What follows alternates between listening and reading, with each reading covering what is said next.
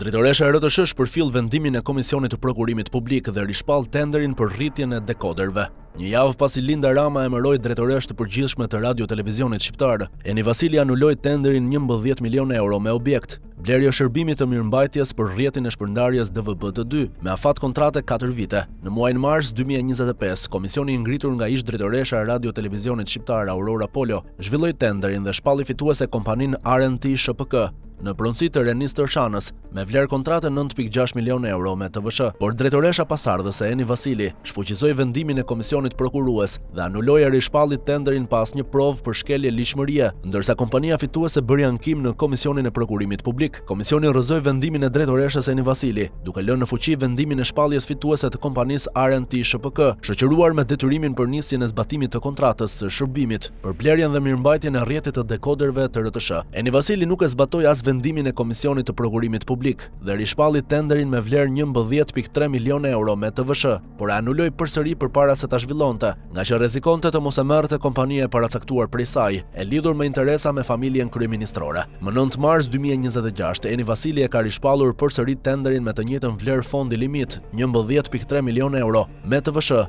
dhe do ta zhvillojë më 7 prill 2026, një vit nga emërimi në krye të radio-televizionit shqiptar dhe nisja e përpjekjeve për këtë tender. Sipas informacioneve të ardhura në pamfleti, Eni Vasili ka marrë urdhër nga Linda Rama për kompaninë që duhet të marrë tenderin e dekoderëve të radio-televizionit shqiptar dhe ajo pritet ta zbatojë këtë vendim, edhe nëse do duhet të ndryshojë procedurat apo kriteret. Një vit më parë interesat për këtë tender shkaktuan konflikt të hapur dhe të ashpër mes drejtoreshës Eni Vasili dhe kryetarit të Këshillit Mbikëqyrjes të radio-televizionit shqiptar, Fation Hoxhalli, ish këshilltari Niko Peleshit, pasi secili kishte preferuar kompani të ndryshme për tenderin, por pas anulimit të tenderit për herë të dytë, konflikti mes tyre u shua dhe tenderi u la në dorë vetëm Eni Vasilit, sipas burimeve nga RTS. Tashmë ajo ka shpallur përsëri tenderin 11.3 milion euro, me synimin për t'ia dhënë kompanisë që nuk arriti ta fitonte në 3 procedurat e para.